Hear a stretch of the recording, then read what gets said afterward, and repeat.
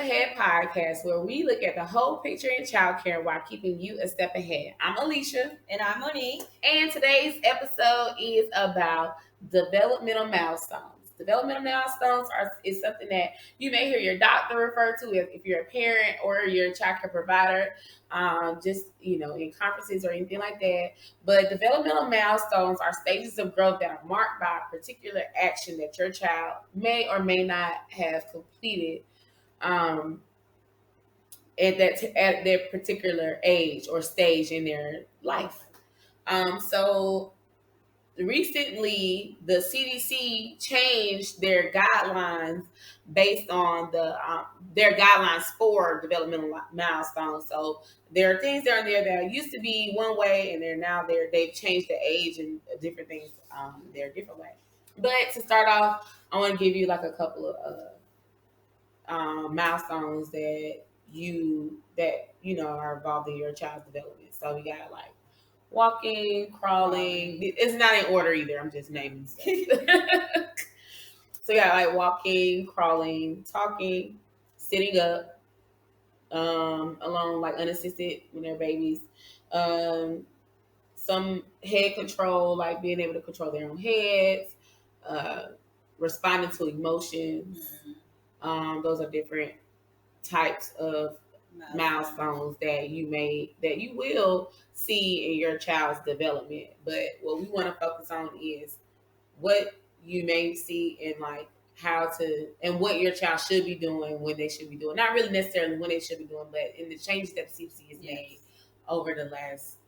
We just want to highlight some of the changes so you are aware. They said it's been 5 years since they changed. Yeah. So what if you have other kids, especially within that age range, what your 5-year-old was doing or was recommended to do is now different if you have an infant. And we want to say they did not change it because of COVID. Right. I know there's a lot of research and articles and stuff saying that COVID has delayed these kids. Pandemic babies. The pandemic babies and stuff like that. This was in the works before COVID hit. It just happened to put out after COVID. So let's make that clear. Yeah. Definitely. I think they put the guidelines out in February this year. February this year is when they put the guidelines out. But like you said, it's out. The research, it takes time for all this stuff to happen. Really what they do is like they gather a bunch of data from children, parents, and families over time. And they figure out, okay, well, most children aren't doing this or most children are doing that. And that's how they use, and then a bunch of other types of research. It's not just that, but other different types of research. And that's how they decide what the milestones will be and what to look for at your child's age and what age. Yeah. So it's just research and observations. Yeah. Just like you would do with your children, and also like we all know society changes. Things kids do changes from what they were doing back then. So it's just them updating to make it match society. Yes. So they're just updating it to make it match because, like I say, what kids were doing 5 years ago, even as childcare providers, we will say like kids are different these days. Yeah. They do a lot of stuff differently. Yeah. We're not the same generation as years ago. So they just basically updated the developmental stages. So we just want to highlight some of them you guys are prepared to know. So crawling being one of the first things we want to talk about. There are different types of crawling that a child can do or a baby may do.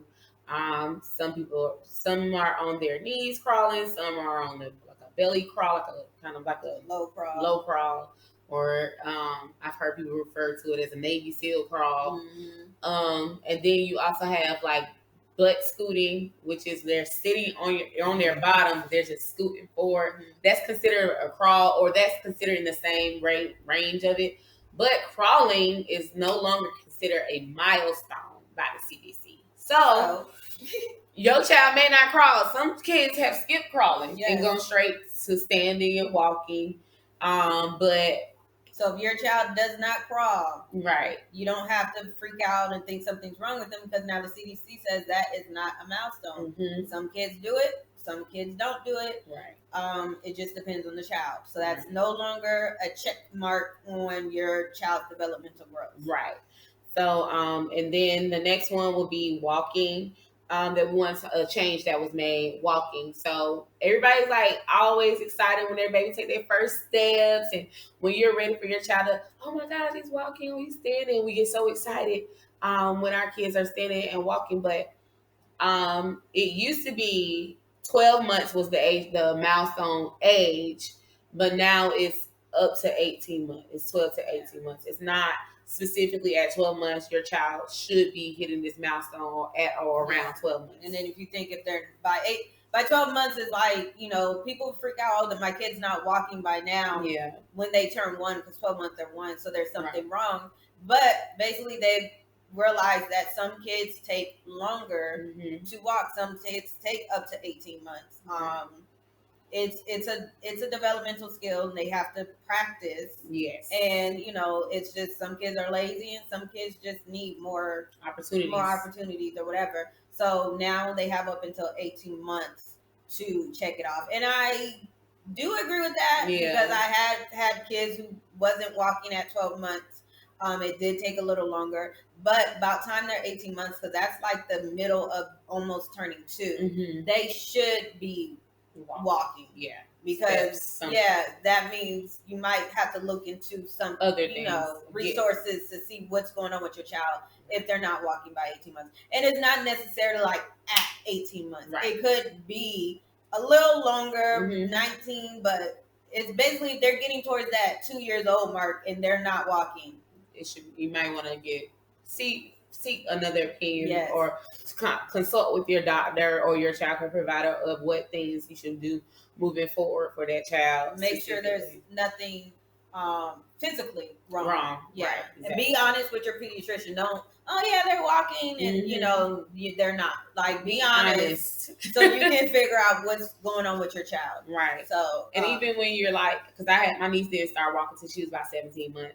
But I know specifically about their situation was she just wasn't given the opportunity to walk enough. Like, they carried her everywhere. The girl carried her wherever she wanted to go. She didn't have to, she didn't have to walk. No one stood her up and said, "Come on, let's walk." So, you gotta be mindful of that as well. Giving your children around that age. So once they start getting around 12 months to 18 months, around that age, start giving them more opportunities to walk and do things on their own independently. So, so there's no crawling, but longer for walking. Right. But walking is still a milestone that needs to be reached. Right. And then, so another milestone that changed with the CDC is talking. So I have mixed feelings about talking milestone, but we're just gonna tell you about the CDC what they say. So they say talking has changed from, it used to be 12 months. They expect your child to start using their words or finding some form of verbal communication. But now it is 15 months. So it used to be 12 months. Now it's 15 months. So you have to give your child a little bit more time to start using their words. Now, I have a different experience. I have 2 different experiences with my children.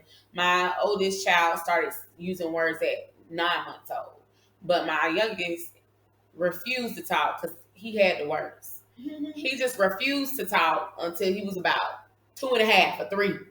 He just didn't talk. And then one day he was like, "Mommy, I like apples and oranges and fruit cups, and I want to go." Yeah, it was just like a whole, like several sentences, and I started recording him because I was like, "Is he saying all these sentences? You can talk. I've been waiting for you to. You just blurt out all these sentences, So, so like I said, I had mixed emotions about whether they can talk or whether they choose to talk. And talking is not full-fledged sentences, especially exactly. By like, they should have at least 20-30 words, and then it bumps up to like 200 words, and then it bumps up to like sentences, 2, 3 sentences, words and stuff. So it's not like by this time they need full fledged. You can have a conversation with your infant, right? They're still an infant. No. But I'm like Alicia. I'm happy they kind of expanded it Me because too, I yeah. was in the position where Tayson was 12 months and he wasn't as verbal as I felt like he should be at that age. So we actually put him in speech therapy. I know I've mentioned it before, and he's doing speech therapy, and he's almost 3. And now he's starting to be like talking to where I'm just like, okay, you're good. But me as a parent, I was concerned. Even the pediatricians, they were not concerned that he wasn't as vocal as I wanted him to be. But because it was me, I put him in speech therapy, Mm-hmm. and even the speech therapist like, really, he don't need this, but if you want me to continue, I'll continue. So now, like I say, he talks, but he still doesn't. But it was like with Alicia's son, he just was choosing not to talk because he just chose not to talk, and it's because we did everything for him, so he really didn't need to talk. But that just goes to show you, like, some kids need that more time, and I guess they're realizing now that kids kind of need a little more time by 18 months or 15 months. Sorry, 15 months to talk, and it's not necessarily full-fledged sentences. Right. It's just using some words that you can understand. Right. Ball, mama. If they're still babbling by 12 months, then you might want to start encouraging language. But at 15 months, if they're not saying stuff that you can understand, then it might be time to. And again, this is also a practice behavior. So you got to realize, like, when your child is when your child is a baby, you have to talk to them so they can talk back to you. That's the only way they'll learn. So if you're quiet, because a lot of times it's not that people don't want to take the opportunity to help their children. It's just, what if you are a quiet person and you don't talk a lot? You just don't talk a lot. So you have a baby. You're quiet. You don't really talk much. You may listen to music or something like that. So you don't really talk to your baby. You say a few things, but you don't have conversations with your baby. When you talk to your baby, talk to your child like that you are talking to another adult or whatever. So if I'm like, hey baby, what are you doing? It's okay to have the baby voice. Hey, how are you? But not the good oochie good. That is not helping your child's language development. We want to encourage language development in our children. And so by the time they get to 15 months, we want to be using full sentences, encouraging full sentences, encourage them to say things, ask for things. So instead of them pointing to a juice that they want, you have to tell them to say juice or apple or whatever it is that they may want. So requiring them, giving them the opportunity to use their words. Yeah. You're giving, from infancy, you're giving your kids the words to use. I know it's weird thinking like you talking to this newborn, but I mean, you can. It's to make it easier. Just say what you're doing. I'm changing your diaper. Oh, you wet. Let me change it. I'm gonna get some wipes to help you.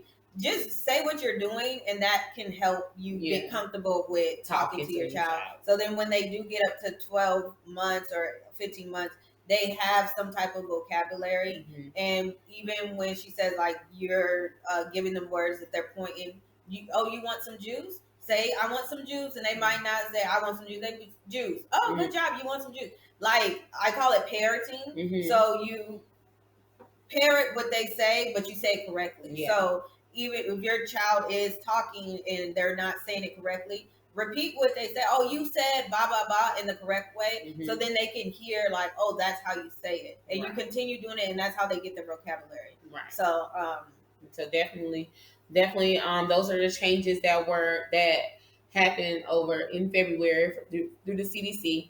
And it's the CDC is a really good resource to use when it comes to a lot of different things, but specifically when it comes to your parenting or child care related things. They have a lot of resources. I'm gonna read off there is a PDF that you can get, that you can download. It's a checklist of milestones for your children, and these milestones do not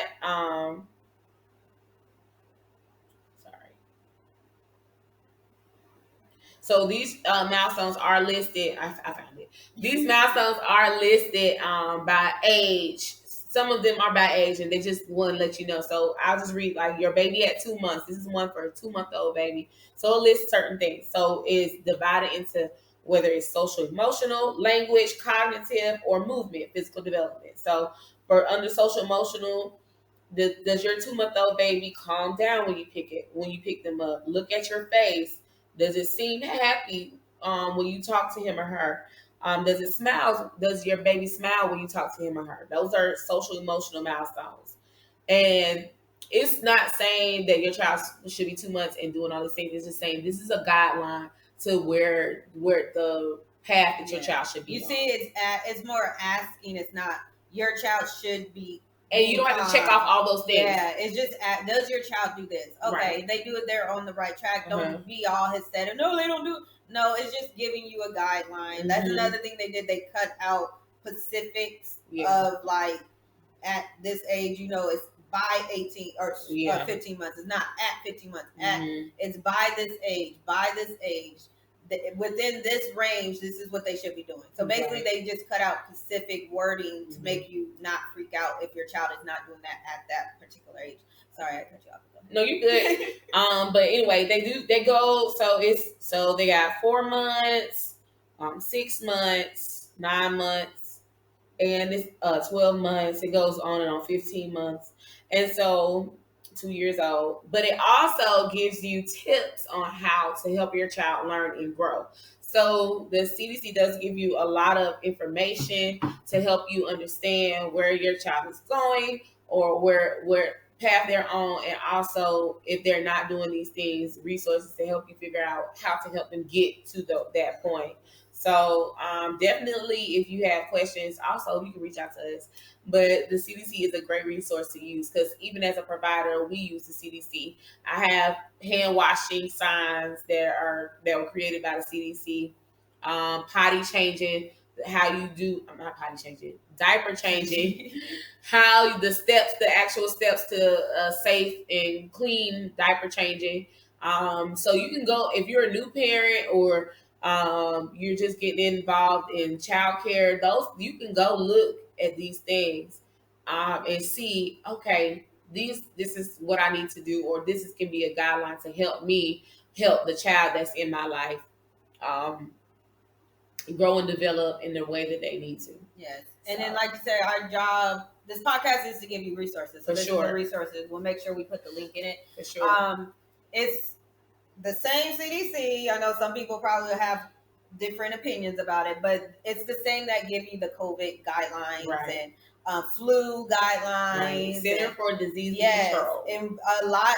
You may not even know that you follow things from the CDC. Right. Like you may think it's from the state or it's just your job, but actually they're getting their guidelines from the CDC. The CDC is for you to look up stuff that you're supposed to be doing.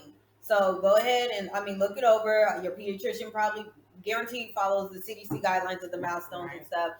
Because of the changes in the developmental milestones, a lot of curriculums and stuff is probably going to change because we based it off the old one.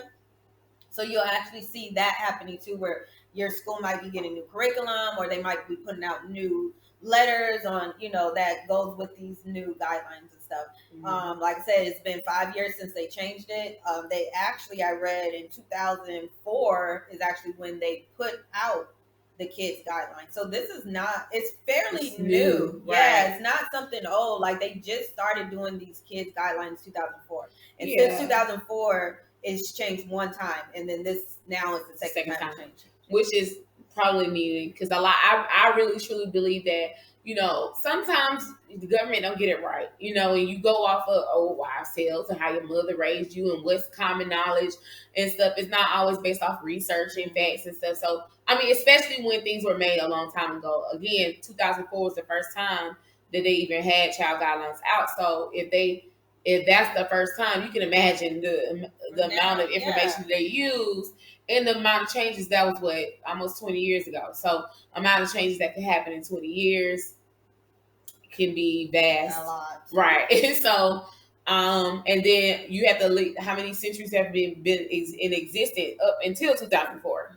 So you gotta think about like all of those things are the technology has changed. so many things. So there's you so really many gotta things that have affected kids' development that has changed since 2004, and since 5 years ago. I don't know, but 5 years ago since then. I mean, we done had a whole pandemic which has changed the lives of our kids. So that impact has, I'm pretty sure in a few years we'll see that impact, and they're gonna have to change it again. Yeah, but that's so true because sorry. No, I was about to say a random thought. My son ain't never been on a field trip. He in the first grade because of COVID. He told me that that's something you don't even think about. Right? So it's so many changes that may happen, and so he doesn't know how to. He has never experienced a field trip. So anyway, that was random. I'm thinking, but that was just an example of. Okay, that's crazy, right? But it's understandable. Mm-hmm. My friend actually, her daughter is graduating from 5th grade, and when Nehemiah graduated from 5th grade, the pandemic had just started, so he's never had a graduation. He didn't get that whole going from elementary to middle school experience. So it's a lot. A lot of kids have, and even like with Tayson, he was born 2019, but the pandemic was 2020. So he was a baby, and then in the pandemic, he was a toddler. Mm-hmm. And of course, we on lockdown. And since I'm in home daycare, he was not socialized. Yeah. Like, he was in home. The only people he was used to was the kids that came in and my few friends that would come over. Other than that, it's just me and his dad when he went with his dad and his brother and sister. So even like dealing with my family out of state, my kids, we was always together, but during the pandemic, we couldn't. Right. So when we finally went to visit my sister, it was for my sister's birthday, and it was like a bunch of people. And when I say Tayson went crazy, it was kind of like his brain was just like, there's people and music, because it was a party. Yeah, it's a loud overload. Yeah, they're walking. When I tell you, my son screamed from one end to the other end, running, not like, because he's overload. Yeah, he was like,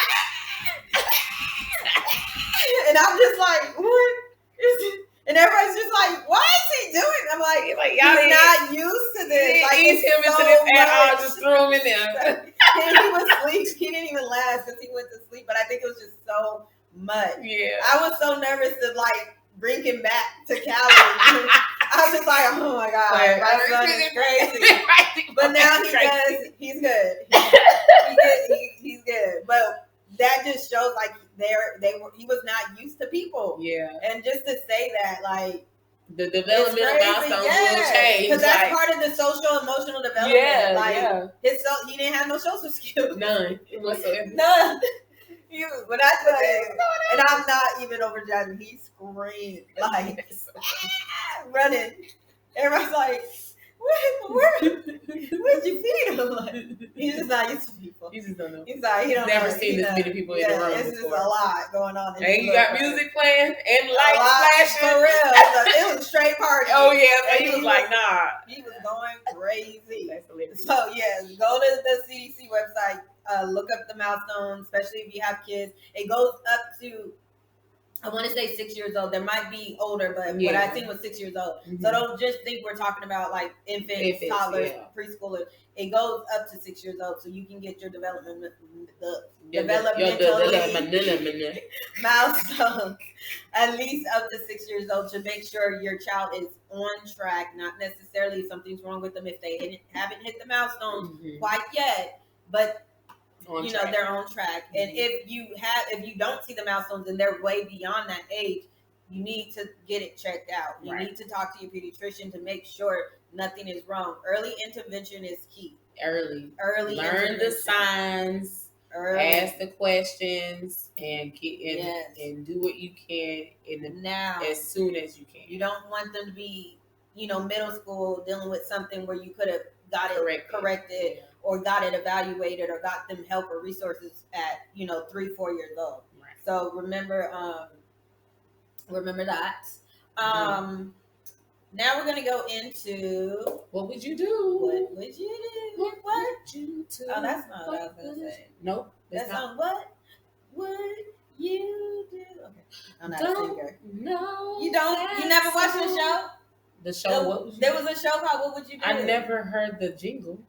You watched the show? Yeah, like with what's his name? Keonis. Who? John Keonis. Is that who it is? That man. Oh, we about to play the jingle. What would we do TVs? We about to play the that jingle. Dude? Yeah. That's John Keonis. You never heard the jingle? No. Sorry guys, we gotta play it now. Is this it? That ain't. Boys and girls want to hear a true story? No. No. Oh, that's the city. The city high. What'd you do? Yeah. Guys, I'm singing and I'm not a singer. Sorry. What would you do? What would it be theme song? Yeah. What would you do? What would you TV theme song. Look at us looking up the TV song. Because I've never need you to hear it. I have no idea. I'm about to. Your face saying. There you go. What you do? I have never ever heard that. You never heard that? That intro song? That was the thing. You see me doing what? Okay, back to. I need my phone back. All right. Okay, what would you do, Alicia? Okay. As a provider. Okay. We'll do as a provider, then as a parent. Okay. Okay, so this is something we got off the internet. The interwebs. About a mother who is telling the child care provider that she does not want her, does it say an age? A 2-year-old to take naps anymore. Basically, when he to the mother. basically when he takes naps at daycare, it's hard for him to go to sleep at home, and it interrupts her evening and stuff like that. So she'd rather the child not take a nap at daycare, so when he gets home, he can eat dinner, get his bath, and then go to bed by 7 o'clock. That's a perfect evening for the mother because she gets to, she gets her evening time, her me time in the evening. We're gonna throw a little backstory wrenching or whatever. Okay. The mother is a stay-at-home mom. She does take her child to daycare, but she's at home during the day while the child's at daycare, and she wants you not to put him to sleep. So when he does come home, she can feed him, bathe him, put him to bed, and she can get more me time.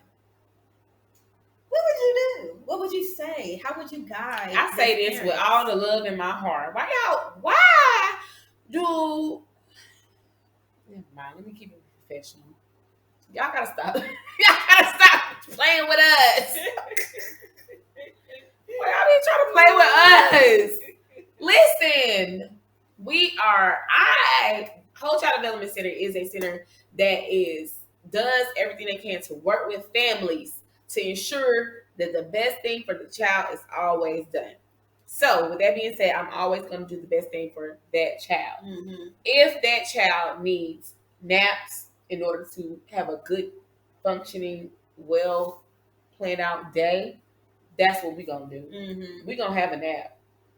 If that child can function without a nap, because it seems to me that this child probably needs a nap. You know what I mean? OMG. No, seriously, like as a provider, I would literally be like, listen, I understand. If you want me to shorten the nap, maybe we can shorten the nap. Yes. Or if 2 hours is too long for you and you might need the child to have a little less sleep at school so they can sleep better at home, I can understand that. But what we're not going to do is sacrifice because honestly, nap time is a break for us. Period. We need it. Yeah. So I'm not going to sacrifice that break for myself, and I'm not going to sacrifice the child's well-being just because you don't want to parent when you get home. Yeah, it's not even about right. And to add insult to injury, you tell me a perfect night is for you to not spend time with your child and you've been at home all day by yourself. Now I don't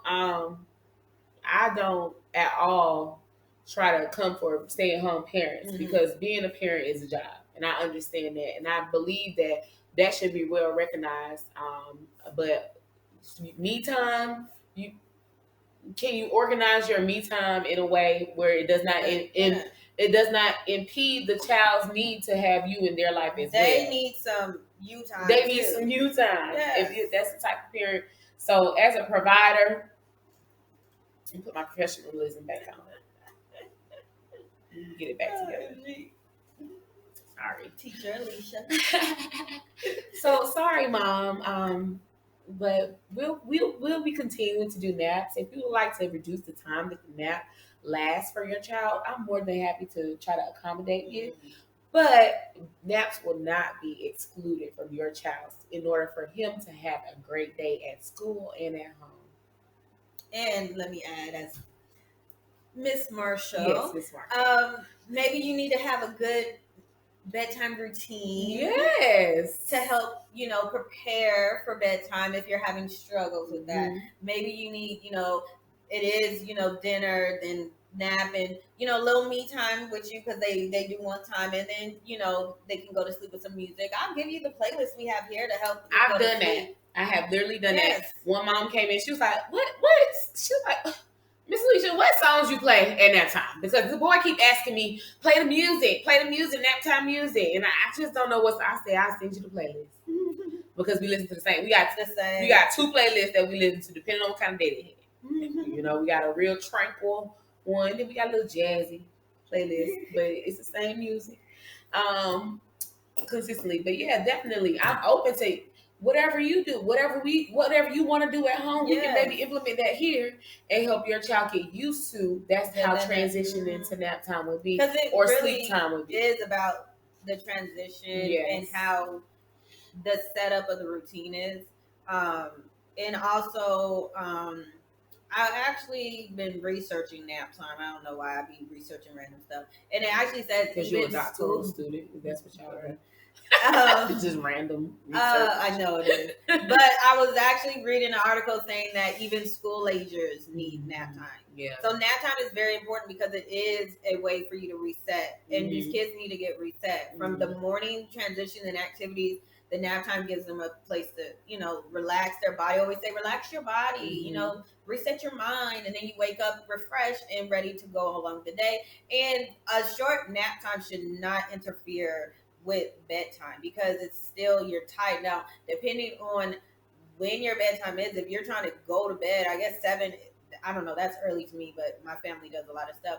But if 7, and depending on when she pick her child up, I don't know, I need more details. By 7, I don't know, whatever she do, well, she's staying at home so she can cook and have things ready, I guess, about time. That makes sense. But so she picking up at like 4, some people pick up around 4 o'clock. Yeah.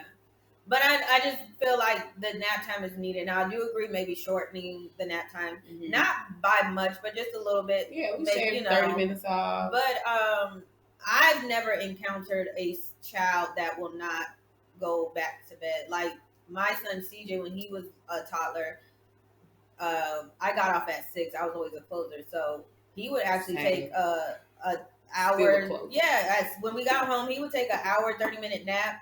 That's when I would like cook or do what I need to do at home. He'll wake up, eat, get his bath. We go over what we go over, and then by 9 o'clock, he going back to bed. So he literally had a nap time during daycare, a short nap time when we got home, and then he go right back to bed at 9 o'clock.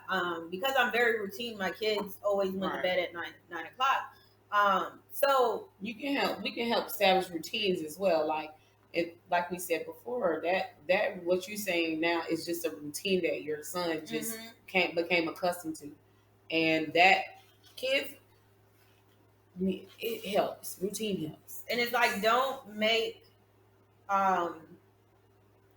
it about you when it comes to your child's development. And this mom made it about her. It wasn't. I read it. There was nothing saying like he fought nap time or bedtime. He's up all night. It was literally like, oh, that's perfect. He didn't go to bed because then he can go to bed at 7 and I can have me time. Yeah. And then it's kind of like, oh, this is nice. Hey, can you just not let him go to sleep? And you're literally asking a provider to just say no to sleep. That come on. And some kids don't sleep, but right, they rest. If you don't sleep, you're gonna lay on the mat and you're gonna rest your body. Like I say, rest your body. Yeah, because they don't all sleep. Like you said, they don't all sleep. I have 2 kids that never go to sleep. They stay on their mat. They play quietly, talk to themselves, sing to themselves. They do all types of things to rest. So it's not always about, oh, this child needs to go to sleep. It's just about that break, resting your body, giving your time giving you some respite.